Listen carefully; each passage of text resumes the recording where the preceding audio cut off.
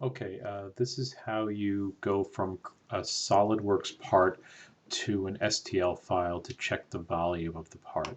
So I've created a simple fan part here, and if we want to, notice we're in inch pound second.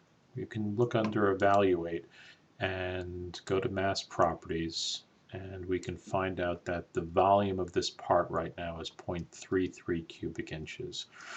So what we want to do now is check out how this is going to look in an STL file. So let me close this down. Now what we're going to do is we're going to go under File, Save As, and under the Save As type, we're going to open up and go to STL, Stereolithography. All right, now under Options here,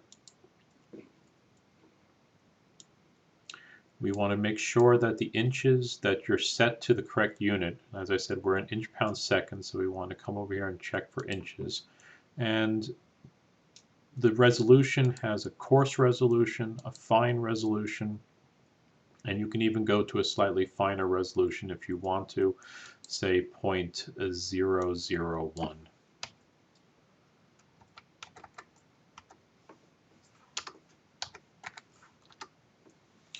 And once you've done that, you can say OK. And then we're going to click on Save. And what you can see here is that all the rounded parts, you've essentially, the STL converts the SolidWorks file into a series of faceted triangles, and that's the format which the 3D printer will work with. So we're going to say OK, or yes. And now, once we've done that, we can close down SolidWorks. And we can see that on the desktop we have an STL file. So what I'm going to do now is open up the Catalyst software. And this is the software that comes with the Dimension 3D printers. And this is what we'll be using to process the STL file.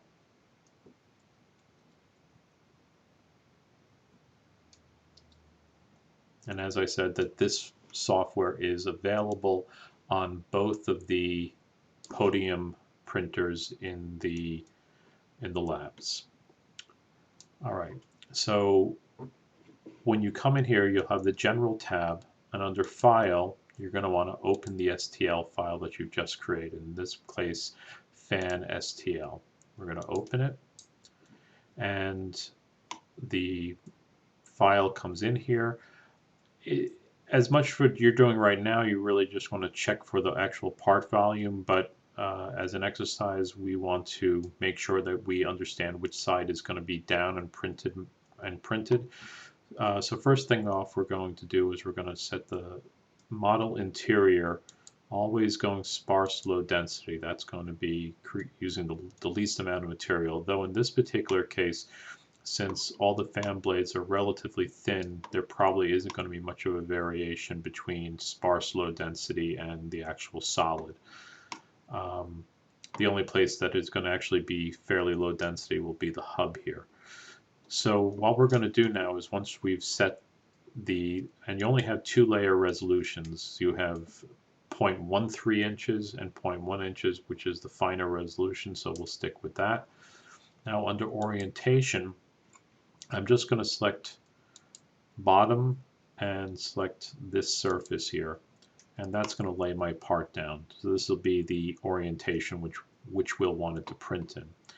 And once that's done, I'm just going to click down here on the bottom to process the STL, and whatever's red is going to be the actual part material, and whatever comes out as being white is going to be what the program figures is going to be the support material. So we'll let it process. And you can see that it's creating toolpaths, so it's actually figuring out how the part is going to have to be printed. So wherever we are, white now is where it says it's going to have to create support material to allow the part to actually be printed. So we have it all taken care of here. So now what we're going to do is add it to the pack, because right now there's nothing in the print pack. So this square over here is what's essentially going to be printed in the printer. And you can see that right now there's nothing in the pack, so there's 0 model material and 0 support material. So go back to orientation. I'm going to add it to the pack.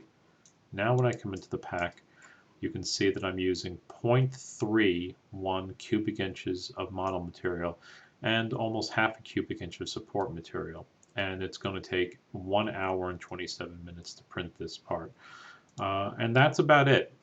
Once you're satisfied that you're not using over the 4 cubic inches, now you might have multiple parts and you can drag them all in at the same time. For instance, if I had another part, I could bring it into the pack as well, or in this particular case, I can just copy this one. Say I want 3 copies of it all together.